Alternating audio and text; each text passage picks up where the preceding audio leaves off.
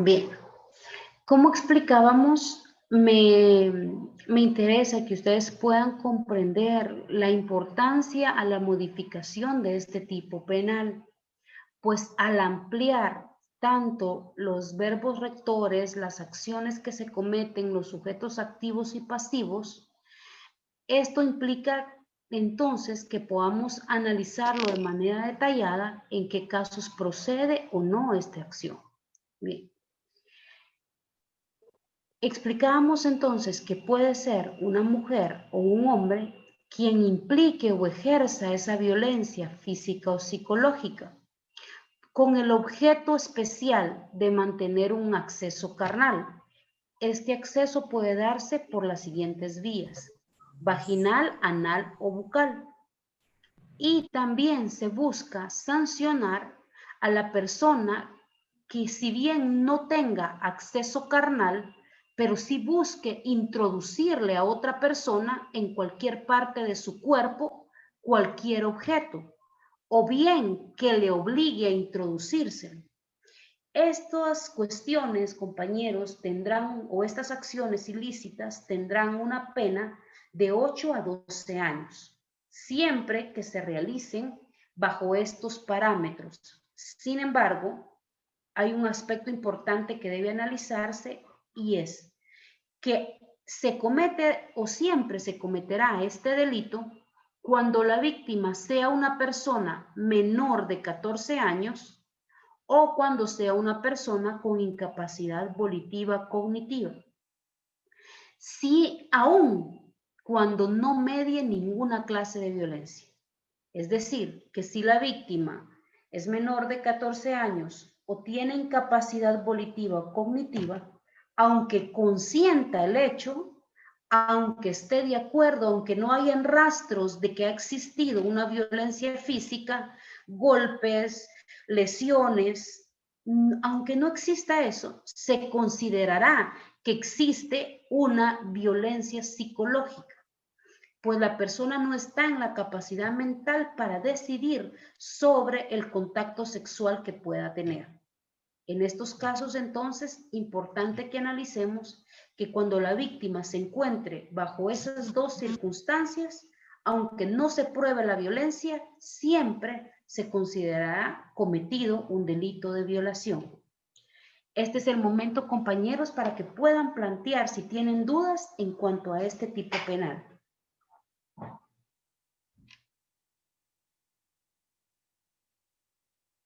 Porque haré muchas preguntas de examen respecto a él. Vic, buenas noches. Una pregunta. Entonces aquí, aunque sea menor de edad, ¿entra el intercriminis?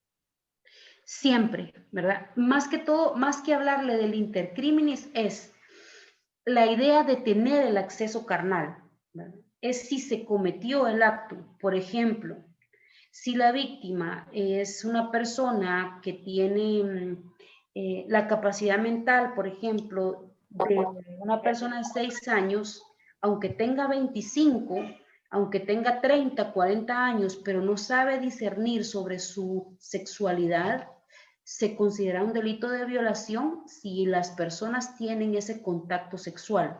Siempre y cuando, vamos a analizar entonces el primer párrafo, siempre y cuando esta víctima de 25 o 30 años haya permitido el acceso carnal, ya sea vaginal, anal o bucal. A esto me refiero incluso sexo oral.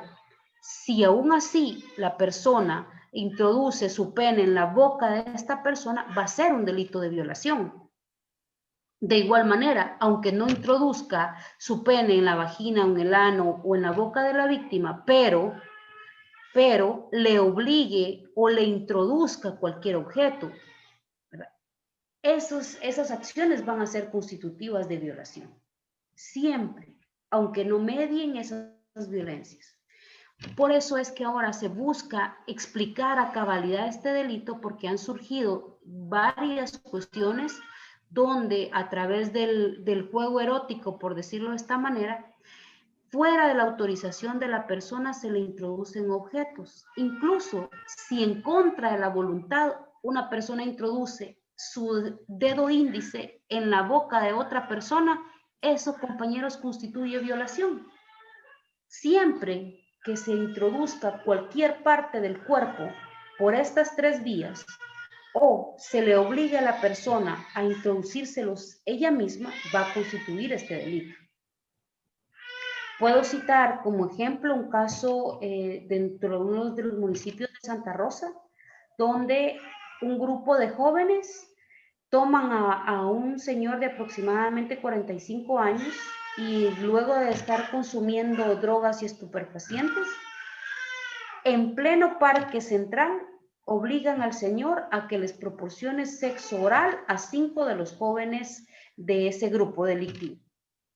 Esta acción, a través de este delito, ya constituye violación. No pudiera enmarcarse entonces a los tipos penales anteriores de unos abusos deshonestos, violentos. No, ahora es violación porque obligaron a la persona o le introdujeron en el área bucal en contra de su voluntad.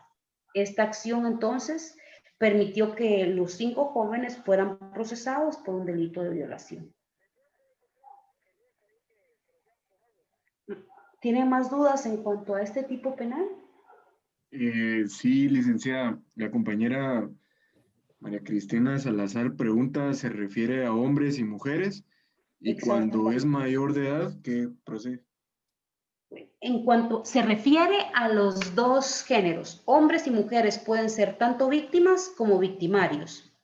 Y si la persona es mayor de 14 años y no media violencia, entonces no hay delito, para entenderlo de esta manera.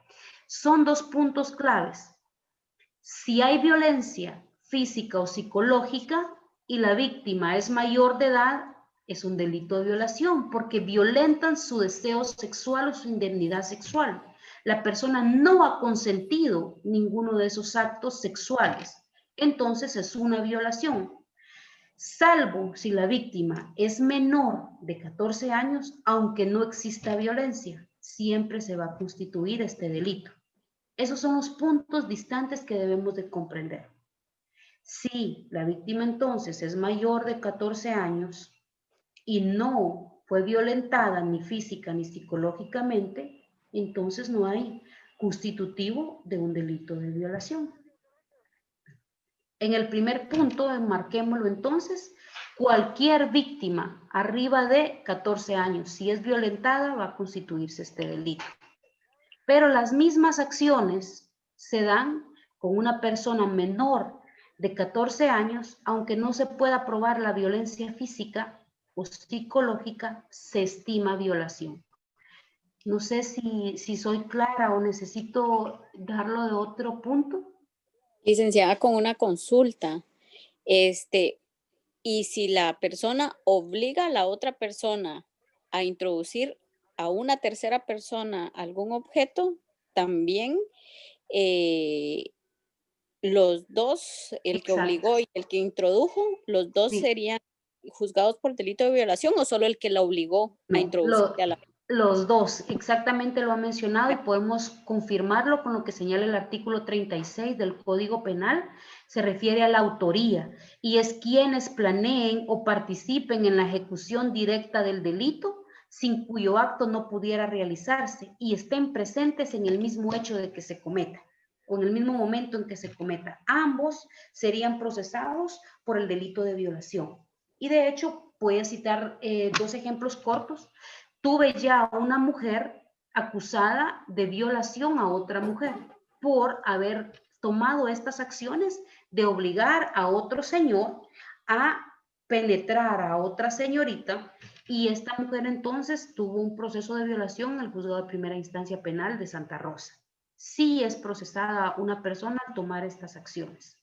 Y para dar otro ejemplo, una señorita de 13 años invita a su vecino que estaba casado a que tengan una cita.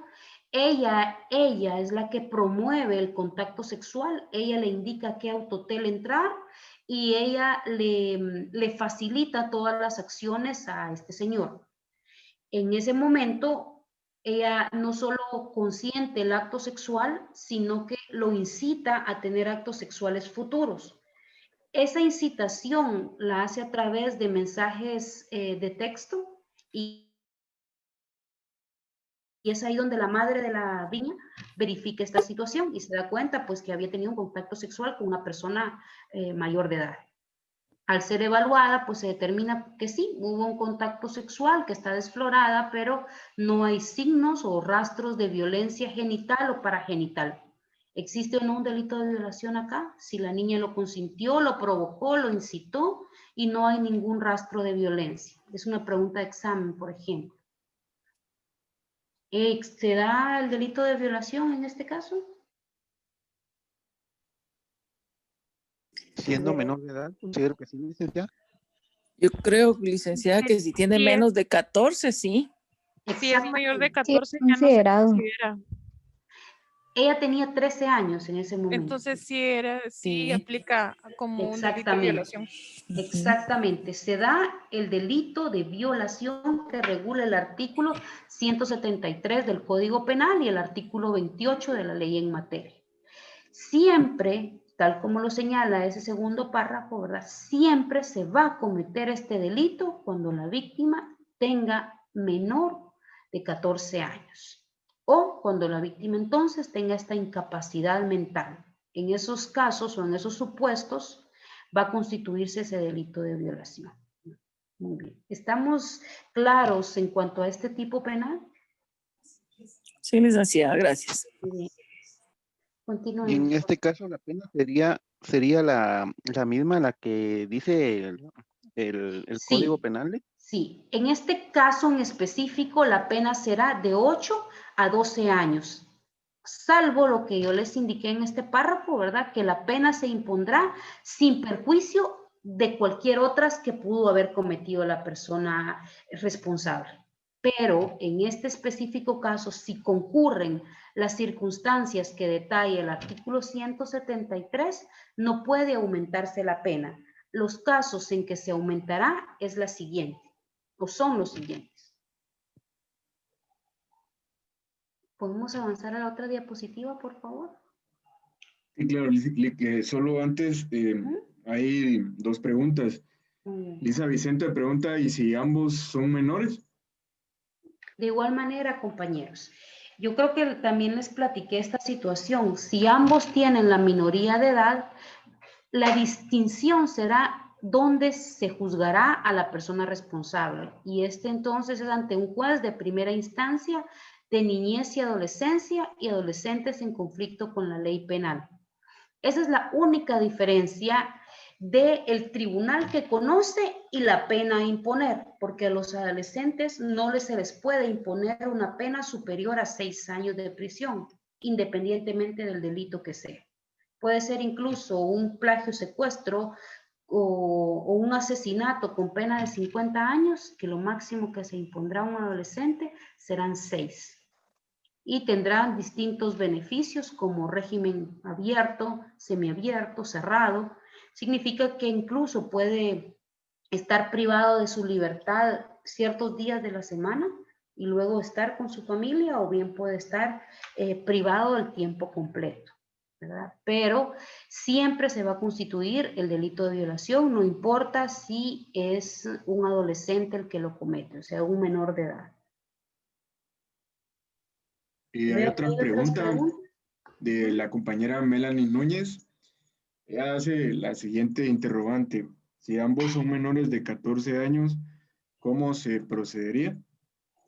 De la misma manera, solo que la ley PINA o la Ley de Protección Integral a la Niñez y Adolescencia contempla quienes pueden ser procesados con penas más altas, es decir, hace una clasificación entre niños y adolescentes. En este caso, también tendrá toda la orientación sobre su sexualidad, tendrá un reproche o una sanción, pero con menores afectaciones, es decir, mayores beneficios. Habrá siempre un equipo multidisciplinario que, así como va a apoyar a la víctima, va a orientarla en cuanto a su sexualidad y los derechos que le asisten para proteger su cuerpo, también al adolescente. El Estado guatemalteco, a través de la Secretaría Secretaría de Bienestar Social procurar a la niñez guatemalteca, tanto víctima como victimario. Muchas veces es por cuestiones culturales que se comete este tipo de delitos, y aquí viablemente pudiera aplicársele al niño agresor un estudio sociocultural para determinar que eso es lo que está acostumbrado a ver. Su madre se casó bien joven, su papá también, es lo que en la sociedad está acostumbrado él a revisar o ver o vivir. En ningún momento lo considera como algo ajeno, violento o dañino, pero siempre tendrá que ser procesado, y esto de conformidad con los principios regulados en la Ley de Protección Integral. La compañera también tiene otra interrogante, dice, aunque haya sido de mutuo acuerdo, ¿cómo determinamos que el agresor fue él o ella? No logré escucharte bien, pero por ejemplo, que ambos hayan consentido el acto sexual. La pregunta es, aunque haya sido de mutuo acuerdo, ¿cómo determinamos que el agresor fue él o ella?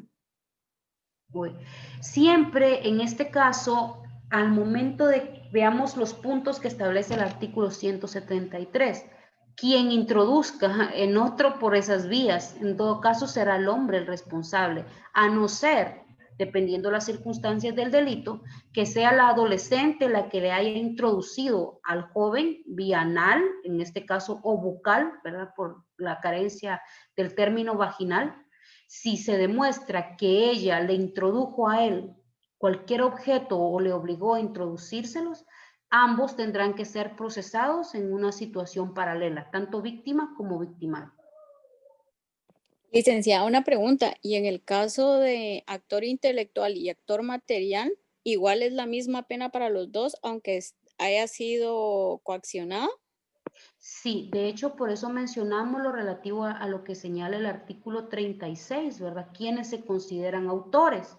Y los autores, independientemente si es material o si es intelectual, tienen la misma pena.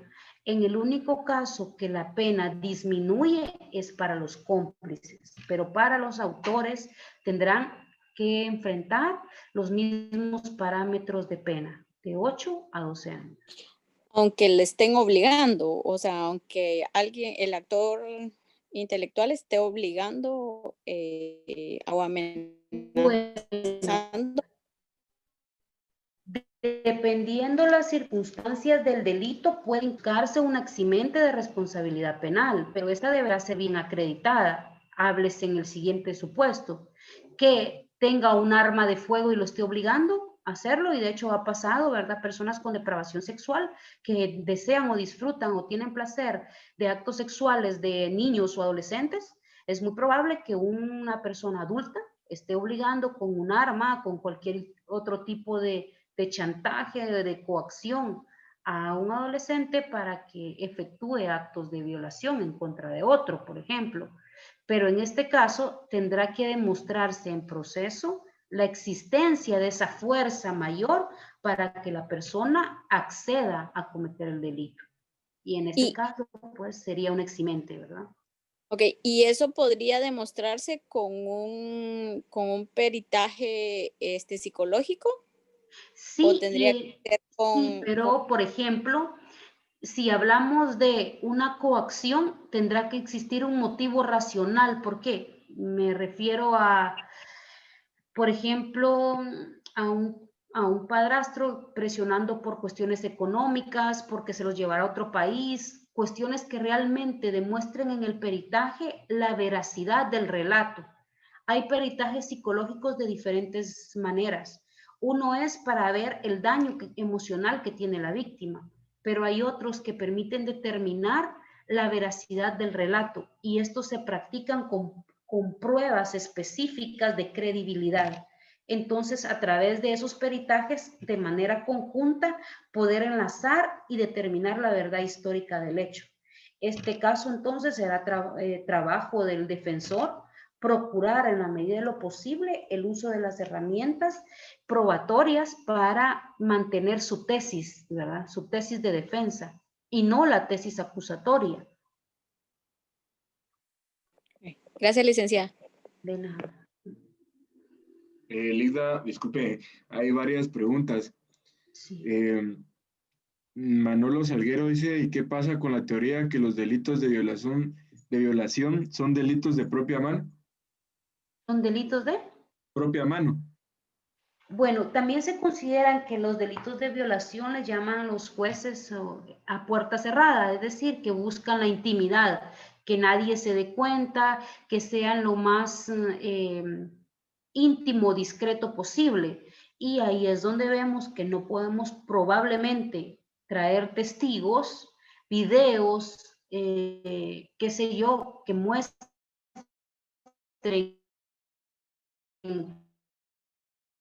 el delito de violación, pero vamos a tratar específicamente eso. Alternativas, medios de prueba que nos permitan demostrar cómo sucedió el delito. Yo reitero lo que a la luz del artículo 5 del Código Penal debemos de comprender, y es que el proceso tiene como fin superior determinar si existe o no un delito. Esa es la finalidad de un proceso penal. Como primer punto, entonces, ver si existió un delito, pero también ver cómo sucedió. Por eso señala las circunstancias en que fue cometido y la posible participación del sindicado. De ahí viene entonces el pronunciamiento de una sentencia respectiva y la ejecución de la misma. Pero lo que realmente le interesa al proceso es si se cometió un delito, cómo se cometió y realmente participó el sindicado. Para ello, entonces, agotamos todos los recursos existentes dentro de la legislación para demostrar esa verdad. Se le denomina verdad histórica del hecho, porque en el proceso se va a manejar la supuesta verdad que el Ministerio Público acusa y la verdad que el sindicado defiende. La prueba servirá para determinar cuál es esa realidad, esa verdad del hecho. Muy bien. Marvin Sancé pregunta, ¿qué sucede cuando las dos personas son menores de edad? ¿Cómo sería el proceso? Bien, el proceso, como reitero, será a través de un juzgado que conoce delitos que cometen los adolescentes. De esa cuenta es que se denomina adolescentes en conflicto con la ley penal. Estos adolescentes tendrán un proceso mucho más breve, es corto, pero supletoriamente se aplica el procedimiento del Código Procesal Penal. Todo va a aplicarse de manera supletoria, solo tendrá algunos términos distintos.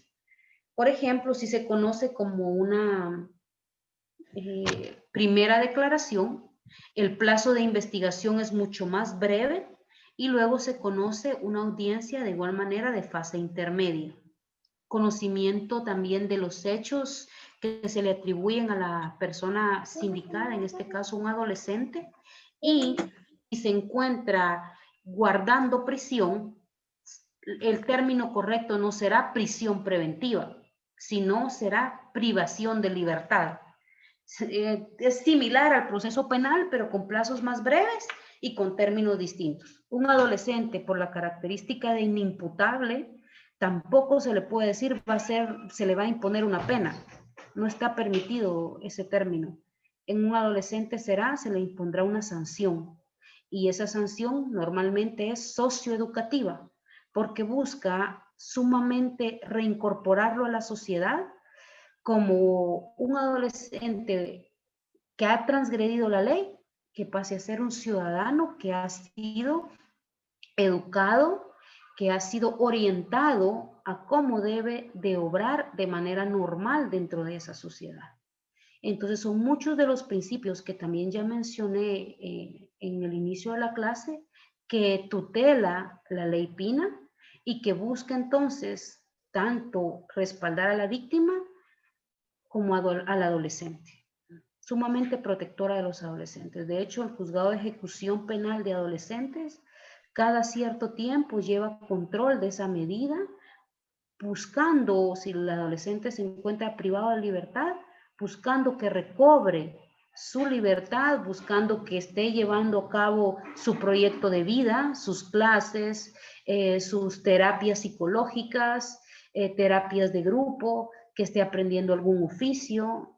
Es bien interesante cómo se trabaja un proceso penal de adolescentes a distinción del proceso de adultos. Yo les he hablado de las cárceles incluso donde se recluyen adolescentes. En este caso, en Guatemala, el Centro para Privación de Libertad de Adolescentes Hombres se denomina Gaviotas, para adolescentes mujeres se denomina Gorriones. Y si los adolescentes en el plazo que están cumpliendo su pena también cumplen la mayoría de edad, no pueden ser recluidos por ningún motivo en un centro para adultos. Entonces son remitidos a un centro denominado CEJUDEP, donde se les da el seguimiento a su sanción con todas las garantías como si fuesen o siguieran siendo adolescentes. Entonces el procedimiento es muy interesante, ¿verdad? Pero igual son procesados los adolescentes que cometan este delito. Una nueva pregunta del compañero Byron. ¿El caso en reserva tiene relación con esta tipificación de delito? ¿Y cuáles actores dentro del caso pueden solicitar que el caso se lleve bajo reserva? Bien. Es obligación del juez contralor mantener bajo reserva el proceso, pero haremos la distinción. Hay casos como los de la delincuencia organizada que se mantienen bajo reserva hasta que no sea procesada una persona. Pero en este caso, no tanto se maneja el término reserva, sino, ¿verdad? Se maneja ser discreto, ¿verdad? Y se maneja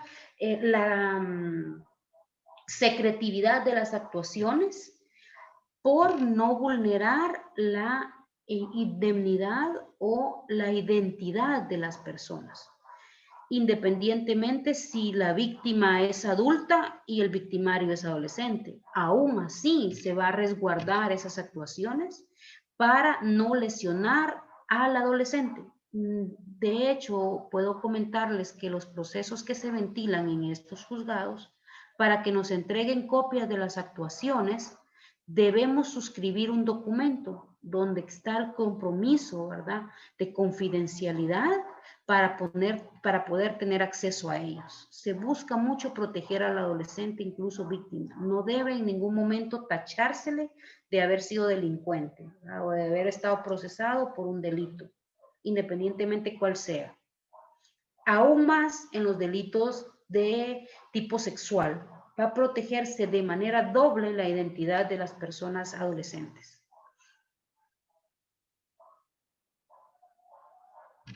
Hay otra pregunta, dice, tengo duda, ¿de a qué se refiere con declaración intermedia o fase intermedia?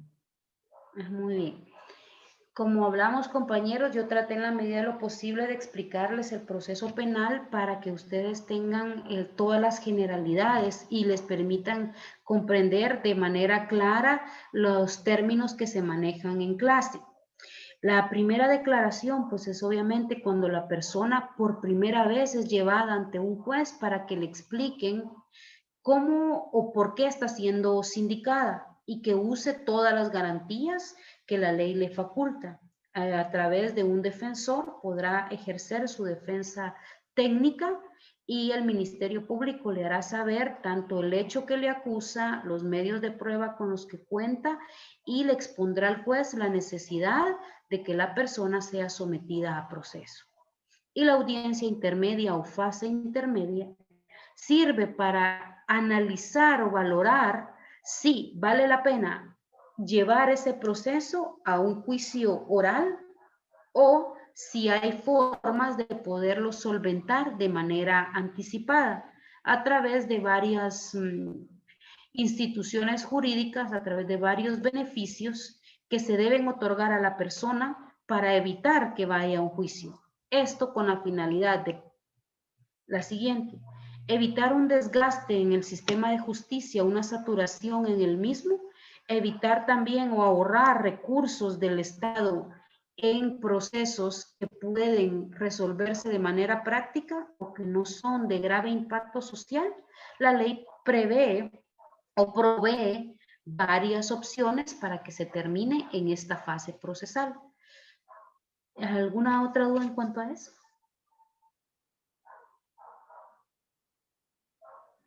Únicamente, Elida. Puede continuar. Bien, perfecto. Luego entonces de poder analizar el artículo 173 que regula el delito de violación, vale la pena analizar este otro tipo penal denominado agresión sexual, y este se regula en el artículo 173 bis del Código Penal y en el artículo 29 de la ley en materia. Bien, la agresión sexual entonces va a considerarse como la siguiente acción: quien con violencia física o psicológica realice actos con fines sexuales o eróticos con otra persona, al agresor o a sí misma, siempre que no constituya delito de violación. Entonces esta persona será sancionada con prisión, que ya es menor, de 5 a 8 años. Reitero, siempre media violencia física o psicológica, pero los actos son distintos. Ya no se refiere a quien introduzca vía anal, bucal o vaginal o cualquier objeto o parte del cuerpo, sino en estos casos son acciones con fines sexuales o eróticos, sin llegar a una penetración. Para explicarlo o dar un ejemplo de ello, puedo mencionarles un caso que actualmente estoy realizando. De hecho, tengo el debate para esta semana, y es de una persona señalada de ingresar al domicilio de otra, aprovechándose que la madre de la niña salía a buscar agua, y él lo que realiza es quitarle la ropa interior a la niña, bajarse el pantalón y únicamente rozar su pene en la vagina de la niña, sin llegar a penetración. Únicamente la roza y en ese momento eyacula, y es sorprendido por la madre que venía de regreso, y entre un grupo de personas pues lo retienen, que pretenden vapulearlo hasta que es puesto a disposición de las autoridades competentes. Bueno, en materia entonces, al analizar el tipo penal y tratar de encuadrarlo a la acción cometida por el sindicado, vemos entonces que no cumple lo de la violación, porque en ningún momento introdujo ni en la boca, ni en el ano, ni en la vagina cualquier parte de su cuerpo. Tampoco le introdujo otro objeto, pero sí entonces realiza actos con fines sexuales o eróticos. En este caso entonces el tipo penal ideal para atribuirle a este sindicado es el de agresión sexual. Aparte de eso, vemos que sigue imperando la minoría de edad, siempre que se cometa este delito cuando la víctima sea una persona menor de 14 años o una persona con incapacidad volitiva. En este caso me faltó comentar un punto importante.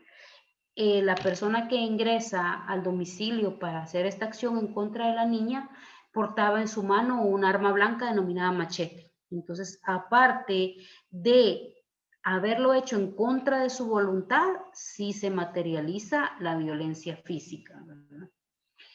En este caso, entonces, compañeros, puedo ejemplificar de esa manera clara cómo se constituye este tipo penal. ¿Tienen alguna duda en cuanto a ello? Podemos discutirlo.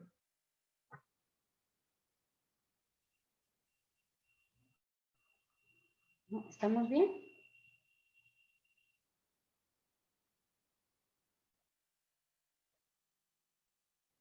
¿Estamos bien, compañeros?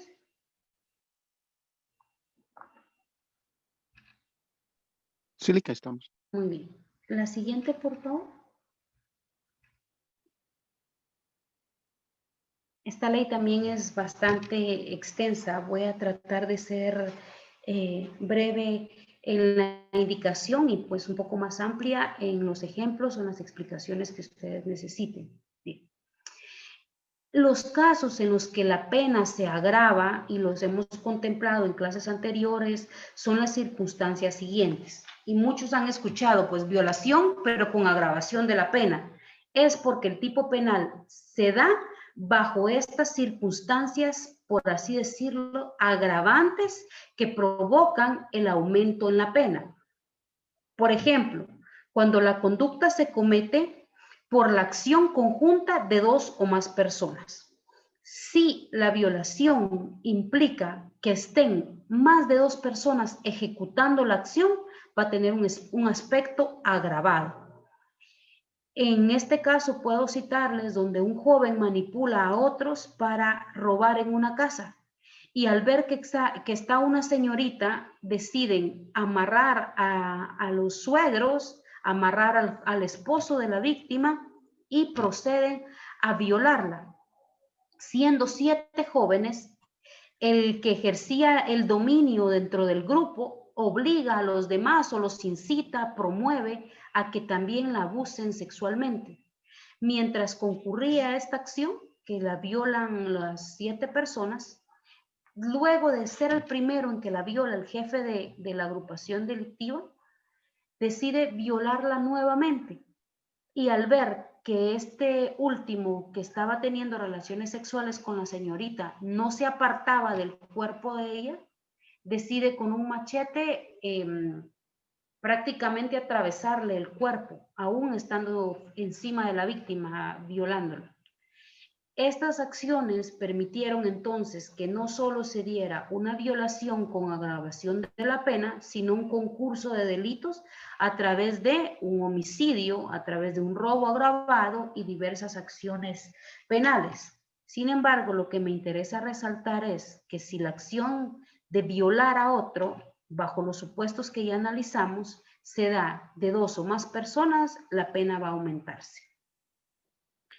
También en el numeral 2 se indica cuando la víctima sea especialmente vulnerable por ser adulto mayor, por padecer enfermedades, por estar en una situación de discapacidad física o mental o por encontrarse privada de su libertad. Por ejemplo, cuando se da una violación a los reos, ¿verdad? No solo se va a contemplar como violación simple, sino la pena se va a agravar.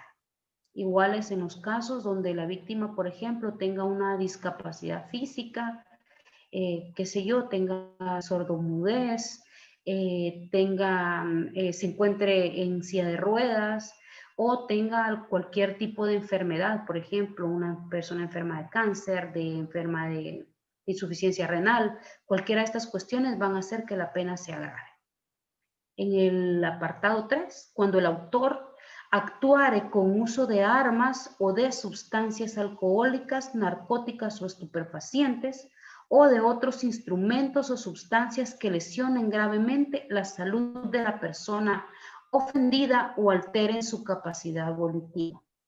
En estos casos, compañeros, pues obviamente al utilizar armas, sean armas blancas o armas de fuego, ya constituye un aspecto de agravación. En el apartado 4, cuando se comete en contra de una mujer en estado de embarazo o cuando se produzca dicho estado como consecuencia del delito. Es decir, una mujer que se encuentre embarazada o bien que por el delito de violación o por ese acto sexual ella quede embarazada. En el 5, cuando el autor fuere pariente de la víctima o su responsable, por ejemplo, que esté a cargo de su educación, de su cuidado o custodia, cuando sea su tutor o guardador, o sea el cónyuge o excónyuge, conviviente o exconviviente de la víctima o sea pariente dentro de los grados de ley. ¿Verdad? Háblese de un tío, de un primo, de un abuelo,